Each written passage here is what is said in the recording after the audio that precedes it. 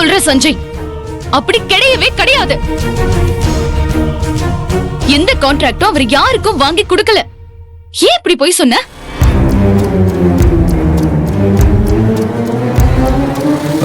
அது வந்து ஆமா சஞ்சய், நீ ஏன் போய் சொன்ன? சத்யா கேக்குறான்ல, அவளுக்கு அப்படி கேக்குறதுக்கு உரிமை இருக்கு. சொல்லு. ஏய் சொல்லு சஞ்சய், பொய்யிலேயே பிறந்து பொய்யிலே வளர்ந்த சத்யா கேக்குறாள்ல, சொல்லுப்பா. இந்த உலகத்திலேயே பொய் சொல்லணும்னு அவ மட்டும்தான் வேர்ல்ட் வைட் ரைட்ஸ வாங்கி வச்சிருக்கா.